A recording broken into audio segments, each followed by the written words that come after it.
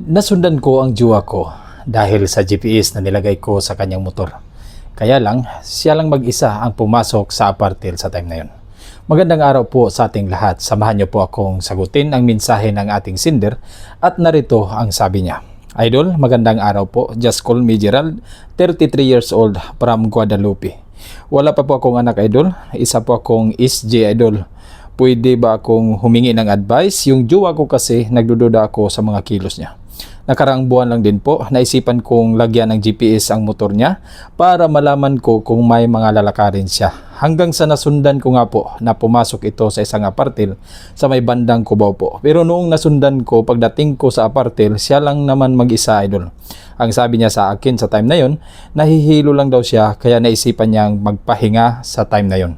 Kahit kinausap ko, idol, yung kahira nung apartel, wala naman daw talaga siyang kasama na pumasok. Sa Cubao lang din kasi nagtatrabaho itong jowa ko, idol.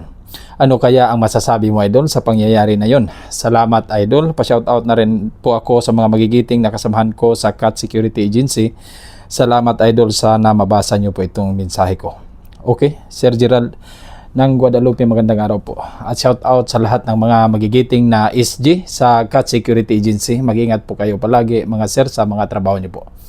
Okay, diretso na tayo sa problema ng ating sender na si Sir Gerald. Unahin na natin, sir, itong sinabi niyo po na nagdududa po kayo sa jowa niyo. Tayong mga tao, lalo na sa ating mga kalalakihan, likas talaga na meron tayong tinatawag na instinct na para sa akin isang signal ito sa ating utak na may kakayahang mag-detect ng isang sitwasyon o kilos ng isang tao na may ginagawa na itong kakaiba. Ito man ay isang bagay o sa relasyon na kung tawagin natin ay pagdududa. Nabanggit ko na ito noon na ang salitang pagdududa ay marami ng pagkakataon na nailigtas nito ang isang relasyon dahil bago pa man mangyari ang mga bagay na hindi dapat mangyari. Pero dahil sa pagdududa, naagapan ito.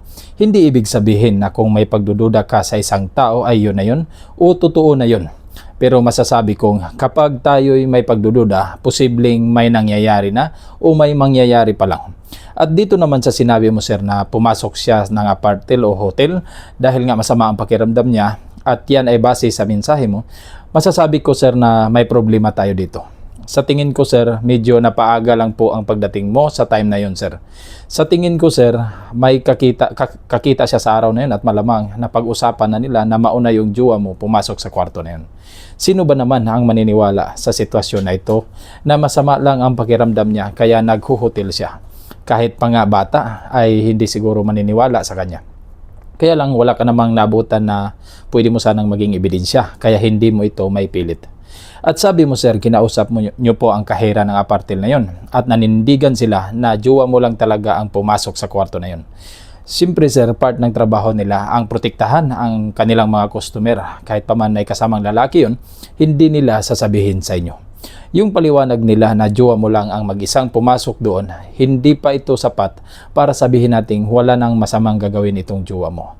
Lalo na't hindi naman siya nagsabi sa iyo bago siya pumunta sa lugar na yun.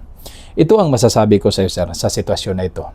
Sa tingin ko, matagal na itong ginawa ng jowa mo, sir, na may kakita siyang ibang lalaki sa lugar na yun. Pwedeng hindi ito aaminin ng jowa mo sa iyo, pero sigurado akong may ginawang hindi maganda itong babaeng na to sa iyo. Kung kaya mong kausapin siya at paaminin, gawin mo, sir, dahil tulad ng sabi ko, ang salitang pagdududa, signal ito na may nangyayari na o may mangyayari pa lang, kaysa naman magiging balakid pa ito sa iyong isipan araw-araw. Pero kung wala naman siyang ginagawang masama, masasabi nating mabuti. Pero para sa akin, 50-50 ito, sir.